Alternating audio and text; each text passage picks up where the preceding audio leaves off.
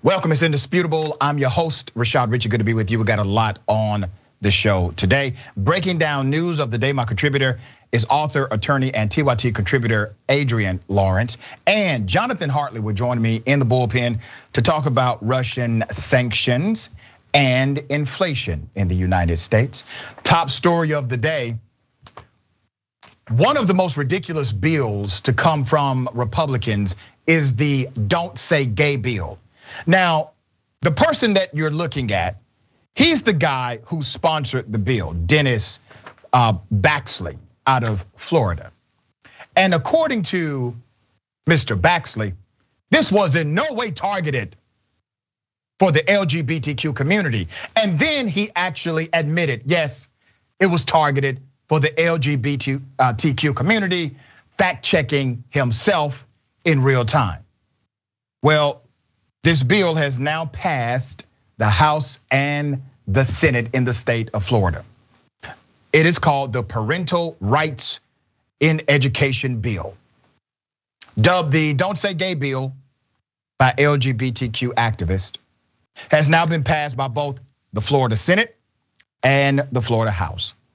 The bill would limit what classrooms can teach about sexual orientation and gender identity. I'm gonna take you somewhere here, because there may be people who disagree with the lifestyle, which is ridiculous to me. I'm a live and let live guy. Everyone should agree that individuals who have a sexual orientation that's their own, or gender identity that is their own, they should still have access to protections. They should have freedom of expression. These things are common to the existence of humanity. So why single them out? And I want to remind everyone, there's no bill that says you can't say rape. There's no bill banning the word killing in classrooms. There's a legislation banning the use of the word gay, is virtually what it comes down to, or anything that is associated with the LGBTQ community. Isn't that ironic? It gets deeper.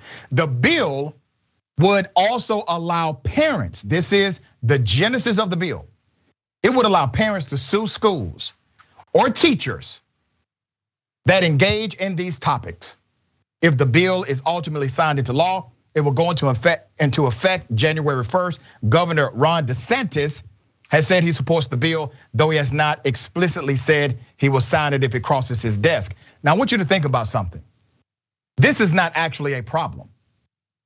This bill solves no problem. There is no problem in the school system as it relates to the bill they're creating.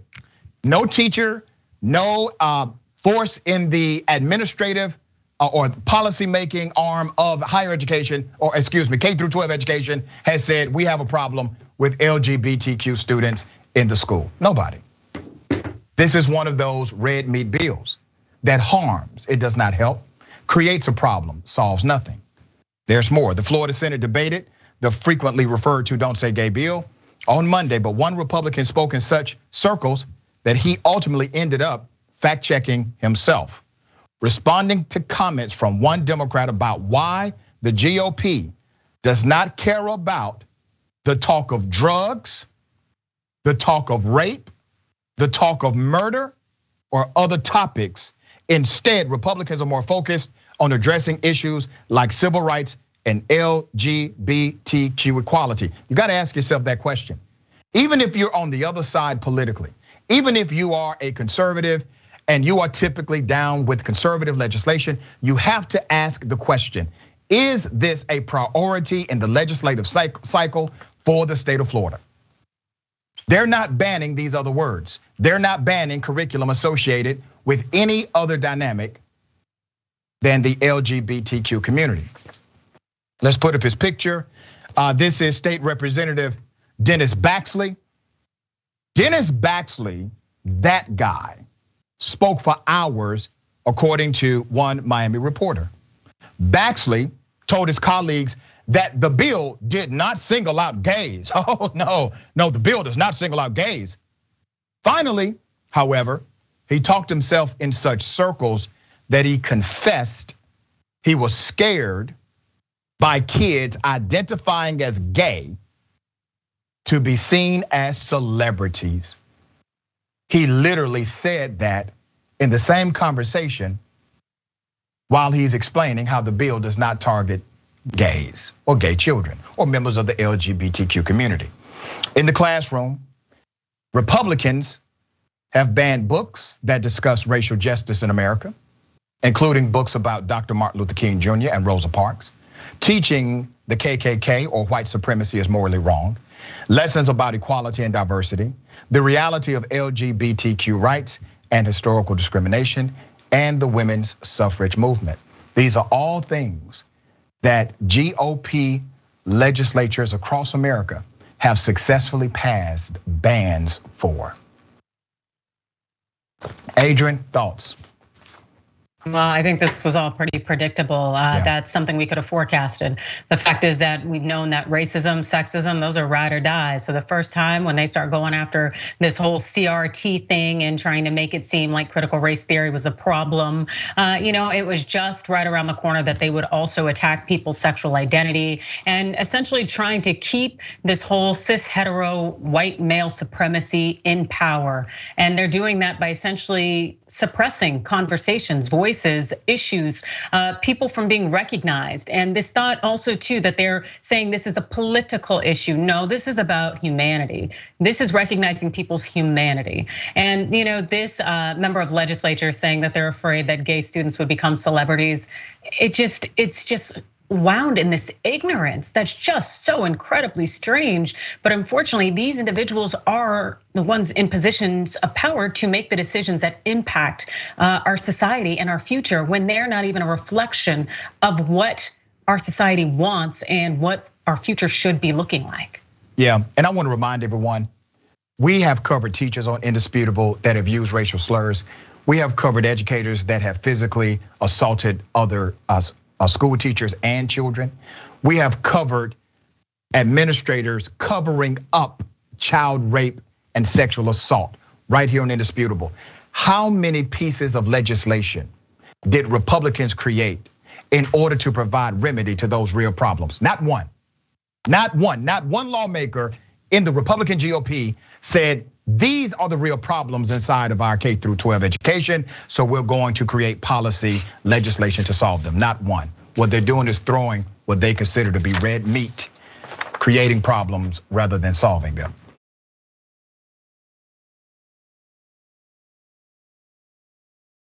There's a cop, he assaulted a black male. He was charged with multiple felonies. A jury just found him not guilty of 4. They were hung on the, not guilty of 3, hung on the 4th. Let me show you the video.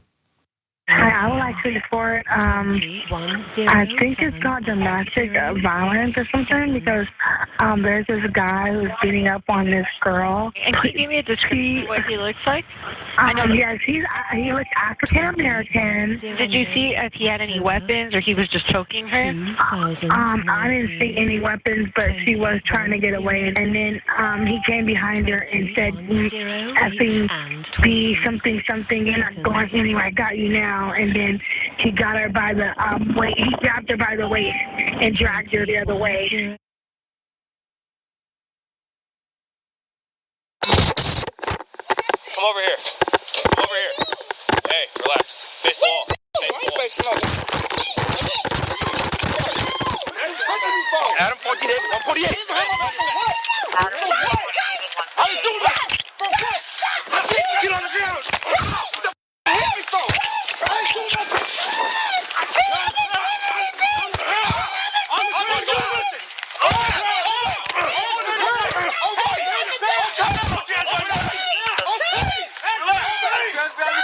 Put your hand behind your back. Okay. Put it behind your back. Relax. All right. Calm down. Relax. Put it behind your back.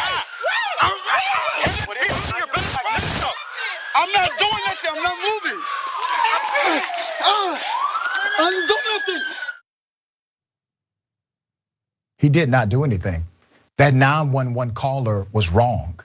He was actually consoling his woman because someone had stole a personal item from her. Put up a picture of Mr. Dakari Spires. Let's keep that picture up. A San Francisco jury handed down a not guilty verdict on a police officer accused of excessive force in the beating of a black man on Fisherman's Wharf more than 3 years ago. Dakari Spires has spent the evening with his fiance and family at a wine tasting before he was brutally assaulted. Spires was beaten by an officer. His name is Stengel. Let's put up Officer Stengel. Officer Stengel left Mr. Spires wheelchair bound. According to his attorneys, he still walks funny and has not been able to return to work as a delivery driver. The cop is Terrence Stengel, okay? When Stengel and his partner responded to the domestic violence call, which was the 911 call, they encountered Dakari Spires with his girlfriend. Within seconds of arriving on the scene, Spires was on the ground, Stengel delivering at least 7 blows with his metal baton. Remember, Mr. Spires was not guilty of any assault. He committed no assault whatsoever. That cop was found not guilty on 3 counts of brutality, and a mistrial was declared on the 4th count, which means the jury was deadlocked. Stengel faced 4 felony charges: battery with serious bodily injury, assault with a deadly weapon, assault with force likely to cause great bodily injury, and assault under the color of authority. The prosecution and defense will return to the court Tuesday to resolve the count of assault under color of authority. Some jurisdictions call it color of law. Prosecution or prosecutors can refile the charges, or they can choose to drop them, all right? While felony assault charges are not unusual against civilians, the case against Stengel was momentous for several reasons. It appears to be the first case against an on-duty San Francisco police officer for excessive force, the first. And for many police accountability advocates, the prosecution stands as test for the DA. The campaign pledged to be tougher on cops in cases like this, brutality.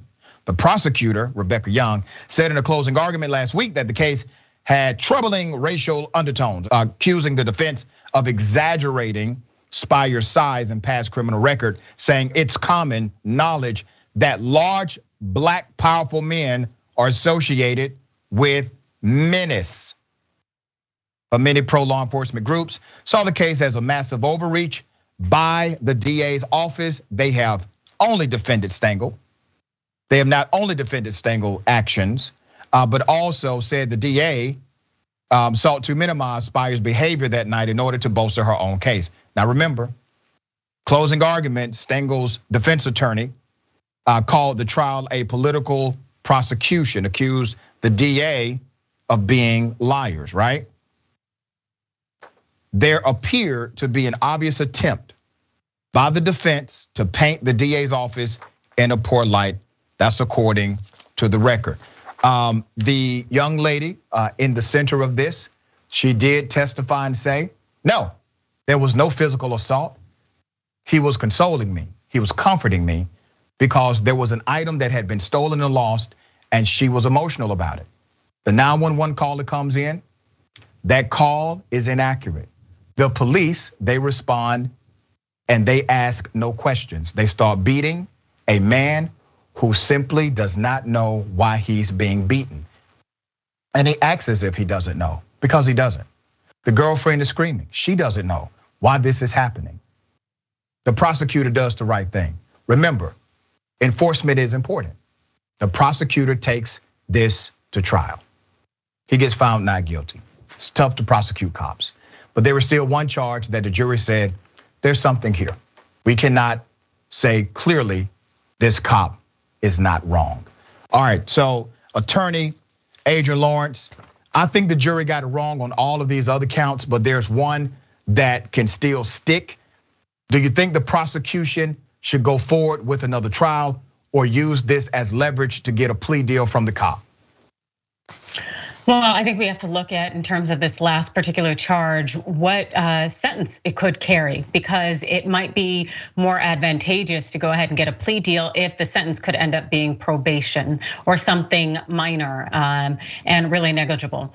But what we really do want to bear in mind is that we want to see justice be done. And there is an incredible amount of issues going on right now in terms of these officers getting away with this misconduct and not facing prosecution. It's very unfortunate as well that the jury there, the representatives from the community, think that that behavior is acceptable, think that it's okay for the officer to have done what he did and to be able to simply walk away and not face any consequences. And I think that that is very much indicative of the problem here. And so if there is a potential civil rights lawsuit, whether it's brought by DOJ or this gentleman, it also needs to be done because there needs to be that message sent that it is unacceptable to enter a situation and simply attack the first Black person you see. Yeah, and let me remind everyone, let's put this up. Miss Brianna Richards, that was the name of the girlfriend, that is the name of the young lady in that video. She testified, and I quote, "He's never put his hands on me ever," Miss Richards said. Of the man she dated on and off for more than a decade. She reiterated what she told the police that night of the incident, by which time the two were engaged to be married. If Spires had been violent toward her, she would have told the police herself, according to her testimony. She was just as shocked as everybody else when they saw this video and when it happened. The young man was responding in shock of what was going down. All right.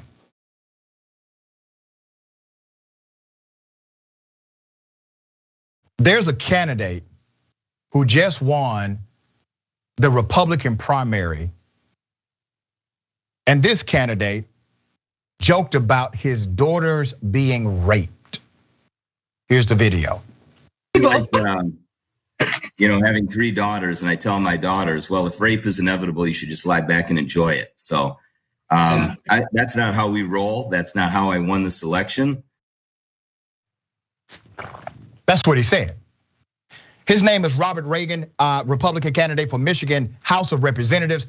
He has won the Republican primary to become a Republican representative in the state of Michigan. I want to show you a picture. Let's put that picture up full screen. When he made this statement, that was the response of the women in that virtual meeting. Both of the women have smiles on their faces. He makes this insane comment about his own children being raped. See, this is an example, an expression of rape culture. Who in the hell can make a statement like that in a meeting and you're smiling and laughing as if this is okay? Obviously, the guy, he's a POS. His daughter actually said he was. I got proof of that too. Carol Glanville, Reagan's Democratic opponent, also slammed him for talking about his own daughters getting raped. I did not think I would need to clearly state on the campaign trail that rape is never inevitable, acceptable, or warranted, and is the worst type of personal violation anyone could ever experience. In empathy and compassion, I stand with survivors everywhere while defending human rights, she said. 2 years ago, one of Reagan's daughters publicly discouraged people from supporting her father during a different bid to win political office.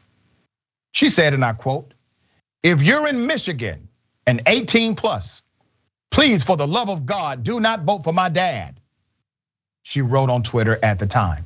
And then she said, "Tell everyone." Well, my dear little sister, I am going to take your advice and tell everyone, do not vote for your dad. He's a horrible individual, so much so that he tells his daughters, if they're getting raped, sit back and enjoy it. His daughter said 2 years ago, don't vote for this man, for anything, tell everyone. What is rape culture? This is an example of it. You're seeing it right there by that Republican elected guy in the GOP primary. Rape culture is an environment in which rape is prevalent and in which sexual violence against women is normalized and excused in the media and popular culture. Rape culture is perpetuated through the use of misogynistic language, the objectification of women's bodies, and the glamorization of sexual violence, thereby creating a society that disregards women's rights and safety. And that's exactly who he is and everybody in that damn meeting. Attorney, thoughts? No, you're absolutely right. This individual out here peddling rape culture, and then all of the others sitting there being silent, the women kind of laughing and whatnot. The fact is that it doesn't matter what your gender is when it comes to advancing rape culture, engaging in uplifting sexism, misogyny, all of these things that are toxic, and that they continue to hold women back and subject us to violence. And you know what? It says a lot that his daughter alone would say, do not support this individual. I really, really hope that his constituents listen to her and act accordingly, because this person is dangerous and it's not something we need in any kind of position of leadership. Yeah, and remember, when you're elected to the state house, state senate, you are in position of public policy. Public policy flows from the experiences, exposure, and environment of the individual. It comes from their own value system. If he thinks like this openly, he also thinks like this privately, and it will influence the way he influences legislation. All right, we got more on the other side. It's indisputable. Stick and stay.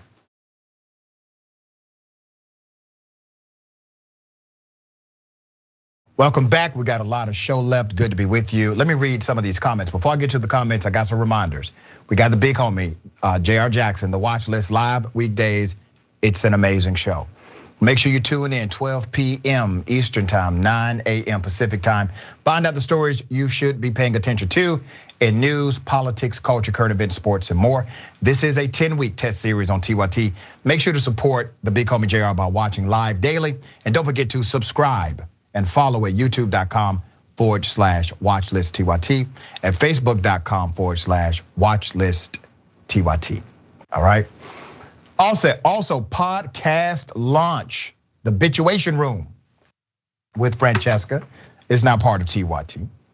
Join Francesca and her famous progressive friends as they deliver an hour of laughs and analysis. You will thoroughly enjoy the program. Apple Podcasts, Google Podcasts, wherever you get your podcast from, okay? It is International Women's Day. So in honor of International Women's Day, we are going to celebrate by doing some things on Shop TYT. So Shop TYT just released 2 new designs shown here, boom. These designs were created by 2 of our amazing graphic designers, Norma and Michelle, and are being promoted over the course of this week by the women of Shop TYT. Great women who take care of all of that good stuff for us here, all right? ShopTYT.com. All right, let me read some of these comments. Greyhound Dragon says, why do people care so much about others' sexual orientation or gender identity? Why do people think everything has to involve them? I never understand it. It's crazy. It's really crazy. I agree. Cray souffle. Ladies and gentlemen, I wish a Karen would. You want to call the police on them for having a barbecue on a Sunday? I feel free. Back off. I'm going to tell them there's an African American man threatening my life.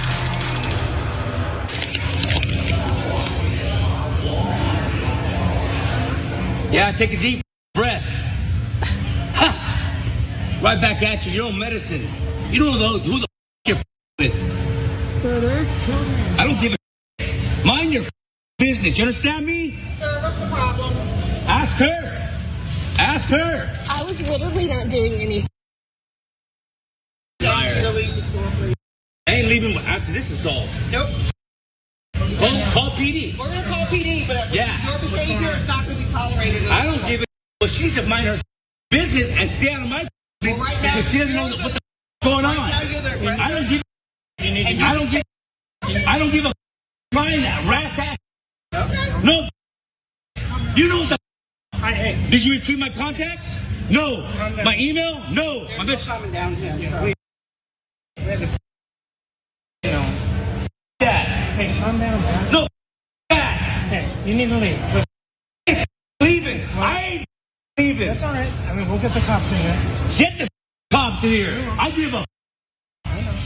You know exactly what's going on, see? I know my contacts are off, my messages, and my photos. I don't give a flying. I don't give a flying.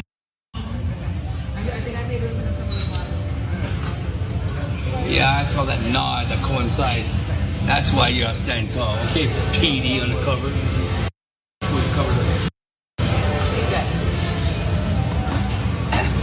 Oh, and you're wrong. My scout, 19 Delta scout, looking for the enemy. You're showing all the signs of undercover. It's funny, huh? It's funny, huh? Pulling your covers, huh? Giving you a case of your. Yeah, I'm gonna need Walmart to get a better loss prevention department. So this male Karen got upset because a woman was at the counter and one of the employees said, "May I help you?" Okay, so let me give you some background to this. Her name is Ms. Hunt. Ms. Hunt explains the situation. She says she went to the technology counter to purchase an Xbox controller, but there were no employees there. After finding an employee to help her, they returned to the counter to find a man standing there. So I've had this situation before. Okay, I'm in Walmart. There's nobody there to help me. And so I go find somebody. And I walk them back to the counter because I need to be helped. And I say, "Hey, I've been here for a few minutes. Nobody is here to help." Say, "Can you come over here and help me?" "Yes, I can come over there and help you." So after she did all of that work, Ms. Hunt put the work in, damn it. She does all of this work, comes back to the counter. Here's this male Karen who has done absolutely no work. You know you gotta work to get an employee at Walmart. All right, you gotta work for that sometimes. He does no work, and he's upset because the woman is being waited on and not him. He says, according to Ms. Hunt, "Can you effing help me?" was his response. Hunt recounts, she says the employee explained that she had several customers waiting on her and that she would be with him in a moment. He goes, "No, you're going to help me right effing now." And then the recording starts. You know, people that work in service industries go through enough. They have to deal with people like this on a semi-regular basis at least. It's ridiculous. So we highlight to bring two things. A mirror for what? Reflection and correction. All right, attorney, what are your thoughts on this? Shucks, I don't want to tell you not to shop at Walmart, but it's like when people lose it, and I get that sometimes people have moments and you have no idea what's going on in their lives outside of that situation. But I also realize that if you are having that much of a breakdown and that poor behavior in public, you should not be out in public, and it may be time to stay your ass at home. And this gentleman should have stayed his ass at home because his behavior is completely and totally out of line. It's absolutely absurd and ridiculous, and it makes everyone feel very fearful, uncomfortable, and it's not in any way productive. So I just, it's just this Karen thing. I just, maybe go to Target. It's extreme, and here's the thing: he did not walk in there with that energy. He got there because he felt as if his privilege was somehow tested, and he got angry. All right, police on police violence. It's a damn shame. Today, we're standing with the police, against the police that was against the police on January 6th. Let me give you background to this story. There's a cop who actually obstructed justice, obstructed the DC police during the January 6th terrorist attack. I kid you not. A Virginia police officer, let's put his picture up. A Virginia cop has been accused of felony disruption of an official proceeding and misdemeanor disorderly conduct for his role in the January 6th attack on the US Capitol. His name is Officer Thomas Robertson. He was armed with a large wooden stick and used it to block the path of line of Metropolitan PD who were trying to control the crowd and provide backup. So here's a cop who literally engaged in obstructing other cops. Have you heard the police union come out against him? Have you heard the law and order Republicans who believe in the rule of law coming out against that cop? No, and they will not, because that cop represents their agenda. Their agenda is not law and order. Their agenda is not even pro-law enforcement, because if it was, they would stand with the law enforcement who were assaulted on that day of terrorism. There's more. Robertson was fired from the department alongside fellow Rocky Mount officer Jacob Fracker after both were spotted at the riot. Got into further trouble after being granted pretrial release. So they get a sweetheart deal from the judge after being arrested. When authorities found they had a stockpile, 34 guns. This cop had a stockpile of 34 guns at a local firearms dealership, despite a federal judge's order not to be armed. Investigators also found a partially assembled pipe bomb in his home, inside a box labeled booby trap, and several boxes of ammunition. Put up his picture again. Now, here's why people do not like the police. This cop got charged with a felony. This cop engaged in an act of terrorism. He was a sworn officer of the law. He was entrusted with public trust. He goes to this terrorist attack.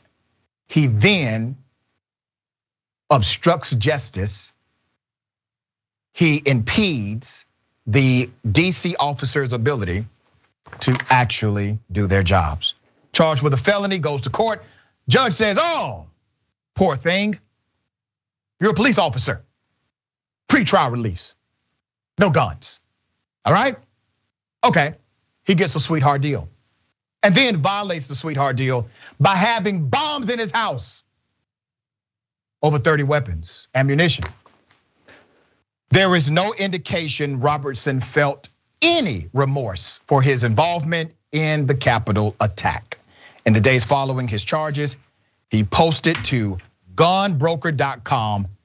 They are trying to teach us a lesson. They have, but it's definitely not the intended lesson.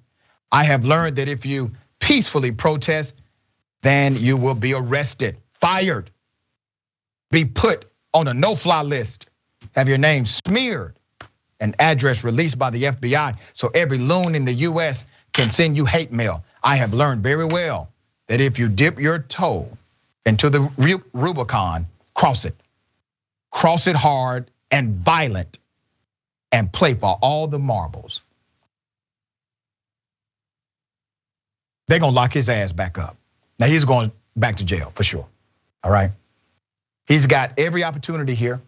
He's received every benefit of the doubt, and he's still talking about committing an act of domestic terrorism in the United States.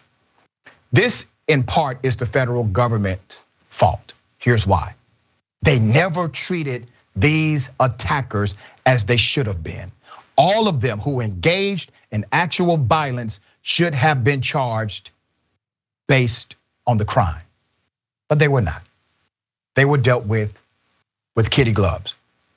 Adrienne, I said this a few months ago. I said this is going to happen because of how light the federal government has been with these charges and the pretrial release, the negotiated plea deals, that individuals would violate even more. They would feel empowered, and that's exactly what you're seeing here. Yeah, no, there's no deterrent efficacy here. Right. The fact that these people are getting this slap on the wrist as opposed to facing actual consequences, it is essentially sending that message out there that you won't really suffer. It's okay to try to overthrow the government. It's okay to break into Nancy Pelosi's office. It's okay to threaten to kill the vice president. It's no big deal so long as you are white. And the problem is that we are going to have more instances like this moving forward because people aren't seeing consequences for this initial attack on our democracy. And that's a very, very scary thing. Yeah. So what do? We have policy opportunity here, but that policy has not been passed. We have the George Floyd Policing and Accountability Act that has not been passed. The president of the United States refuses to make every move available on the table. And damn it, if there's a gray area, make the move and let a judge tell you it was wrong. But we are not in that era in leadership inside of the Democratic Party. We got more on the other side. It's indisputable. Stick and stay.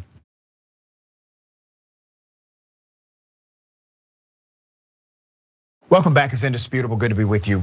There's a cop who decided to resign over his police issued communication device, but he also wanted to make sure that other cops were unlawful, breaking the law and not following orders. Here it is. For the next minute or so, I'm a police officer for the Tacoma Police Department. This message is to the police in DC and other cities that have spineless and tyrannical leaders such as mine. Stop allowing the left and the media to use our profession for political gain. The Freedom Convoy is coming, and you will be tested. If you violate people's constitutional rights due to the orders of some liberal tyrant, conservatives will turn on you. And they absolutely should for you doing so. Let us not forget that conservatives support law enforcement as they realize it is essential to upholding our rights and freedoms as Americans. Please do not repeat what happened in Canada, as it only fuels the liberal narrative, divides our country, and goes against everything America is about. If you are going to stay in the profession, do it honorably. Remember, your oath is ultimately to uphold and support liberty, which is the absolute foundation this country is built upon. Police each other. And now for the fun part. X-ray 144 Tacoma. X-ray 144. I'll be signing off for the last time. Just want to say cheers, boys, and let's go, Brandon. This country was not built upon the idea of liberty, but rather oppression, chaos, tyranny, violence. You see, policing is not the goal. Policing is a methodology to get to a place called public safety. But we allowed policing to hijack the public safety narrative. So now, instead of us talking about what can actually impact public safety, what can we do to invest in public safety, which is the outcome, we are now accepting policing as the public safety model. Police officers are not designed, nor do they have the capacity to be your holistic public safety outcome. For the last 5 years, crime has steadily increased in most major cities in the United States of America. For the last 5 years, police budgets have increased steadily in the United States of America. The math ain't adding up. If your public safety is codified in the continuation of a robust police department, why is it that police departments are more funded today than in the history of policing, and still they are unable to decrease crime in your local community? Anytime a politician brags about, we gave the cops more money, that is something they should be embarrassed to say, because they're telling you they have no solutions to solve the underlying issues that lead to criminality in the first place. They are admitting defeat. They are letting you know we are simply going to throw money, hire more cops while crime increases because we failed to be thoughtful about addressing what led to the crime in the first place. Policing is one aspect of public safety. It is not public safety. It was not designed to be public safety. Remember, policing is the method, public safety is the outcome. It's the expectation. Defund the police means this. We look at public safety from a holistic point of view. That public safety involves smart investments into the community. If we have an issue with homelessness, or underlying issues connected to alcohol addiction or drug addiction or crimes of survival, we address those things head on. If you are a police officer, you know that many of the calls you get, they don't need a cop, they need a social worker, they need a mental health professional. If you are a police officer, you should stand with me and say, we do need to defund the police. We need to take some of that inflated budget and actually spend it on things that decrease crime. Because police officers, at the end of the day, are reactionary agents to crime. they statistically are not as effective at stopping crime as some of the other smart investments are. Okay, let's talk about this cop. He's already resigned. This is from Tacoma, the Tacoma police officer. His name is Robert Hollingsworth, has been placed on administrative leave, even though he says he has resigned. That's according to the department leaders after discovery of an online video that violates city policy. Hollingsworth, the cop, 33 years of age, recently created a video while sitting in a patrol car wearing his department uniform that praised a planned truck of protest and referred to Tacoma's leaders as spineless and tyrannical. Hollingsworth warns other police officers not to hinder the protest. His statement is general, urging officers to resist orders, though he gives no specific examples. According to the statement from the Tacoma Police Department, Hollingsworth's official resignation date is March 13th. The post or the video was made at the end of Officer Hollingsworth's last patrol shift. The statement reads, it adds that the department was preparing Saturday to serve Hollingsworth administrative leave paperwork, which will require him to surrender his service weapon badge and department identification. Their statement concluded the department had no prior knowledge of the individual's personal political views or their intention to post those videos to social media while at work. The opinion expressed by this employee does not reflect the opinions of the city of Tacoma Police Department. Use a damn lie. You think he's the only one that lets go Brandon is cold for his other colleagues? He definitely has friends, and you have an issue of culture at your police department. Deal with it as such, because I guarantee you, if this would have been some other dynamic, you would say, hey, we need to investigate all of it, right? This cop is one representative of many in that police department. In a follow-up video, Hollingsworth says he is considering rescinding his resignation. Think about it, rescinding his resignation and pursuing legal action, claiming that other officers made similar statements in uniform. He adds that he has been served with papers regarding administrative leave and refers to an apparent search by police for his service weapon. The man said he quit, and when they agreed with him quitting, he said, oh, no. I now would like to take back my resignation. Damn. Is that hard to get rid of a cop, that a cop can literally quit and still get a paycheck and still have a job?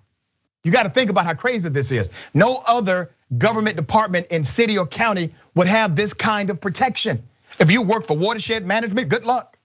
If you work in the transportation department, good luck.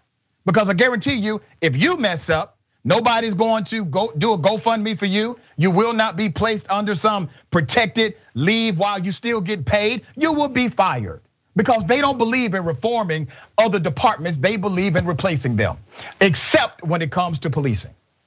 Now, all of a sudden, we need to work with everybody, even those that violate not only policy, but law. Adrienne, thoughts? I understand that police departments have unions, and so I'm sure there is some union process, but at the same time, as you've noted, he resigned. Right. So why not just accept it and move on? Why go through all of this paperwork, administrative leave, and given these other opportunities and chances to now pull the shenanigans? Also, for the Tacoma Police Department to claim they had no idea who he was, that tells me you even have a problem because you didn't know who this person was, yet he was among your ranks. You gave him a weapon and you deputized him to have control and power over citizens. Like, come on, you should have known this is still on you. You do not get to wash your hands of it. And now it sounds like with his antics that you may even face some kind of legal consequence for it. This is clearly a you issue. You should weed these people out and get them out and essentially just get your stuff together. Now, Adrienne, I gotta tell you, I'm a 40-year-old black male. And I've seen a lot of things in my lifetime. Now, you're an attorney, you understand employment law like I never will. So let me ask you this, because this must be a white thing. I have never heard of somebody resigning and then suing the agency they resigned from for agreeing with their resignation. You got to help me out on this one.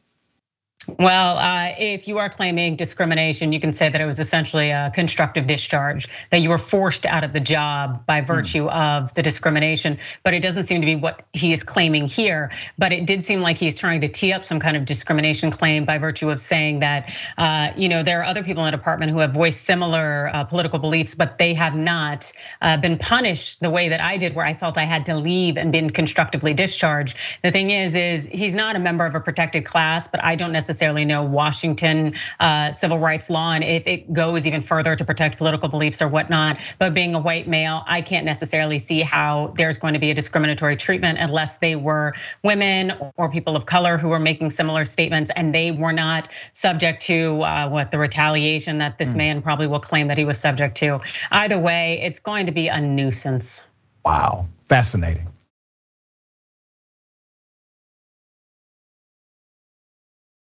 I got a question for everybody. What in the red state hell? You can take a gun, shoot somebody in the face. It's not hard. Sometimes it might even be fun if they're a godless commie. Now, what they're trying to do is sneak the COVID vaccine in your salads. I hate math. Somebody say amen.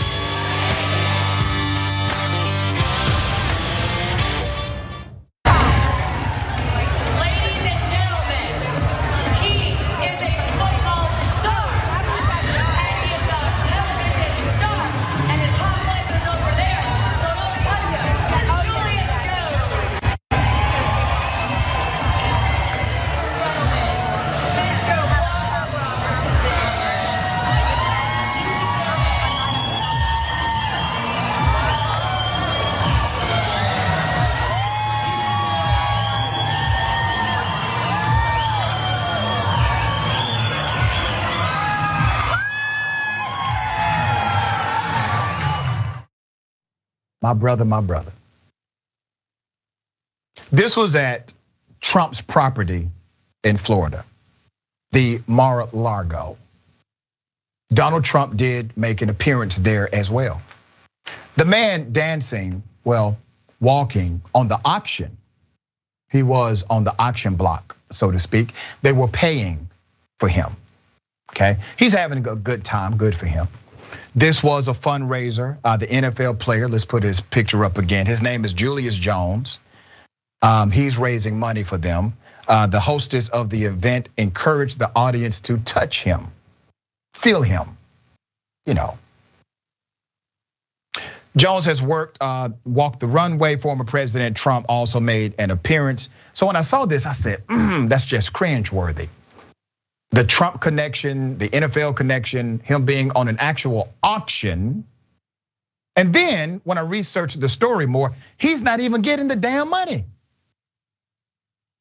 Adrienne. Well, I do hope that the money goes to some kind of charity in some way, but it is absolutely cringeworthy. The fact that there is a legacy of black men essentially being sold at auction, and then on top of that being hypersexualized, and having him out there among individuals who do not respect him, who align with Trump's values and beliefs. It's unfortunate that someone would allow themselves to be subjugated like this and to dance around and just be foolish in the process. Now, you can't even touch people at a strip club, Adrienne, legally. Not legally. How is it legal for him to be on this auction runway and for the host to say, go ahead, touch him? I maybe that whole runway is a champagne room. I don't know, but I do not doubt that there was any. Essentially, this doesn't shock me. I just can't see that they would respect him as an individual, especially the fact that he's a black man up there, again aligning with Trump's beliefs, being there, being present. It's just denigration. Looking like a tap dancing fool. I appreciate you being on the show. As always, tell people how they can follow you, check out your work, and get your book. You can check me out on Twitter at Adrienne Law. You can find me also on Rebel HQ, which is on Facebook and YouTube, and check out my segment Overruled. Also, my book, Staying in the Game, the Playbook for Beating Workplace Sexual Harassment, award winner. It's also in the TYT shop. So go ahead and pick it up for International Women's Day. Support this woman. Beautiful stuff. Was he being sexually harassed? I don't know in that you can't harass the willing. So I really don't know if he was down for it. All right, I appreciate you as always. Thanks.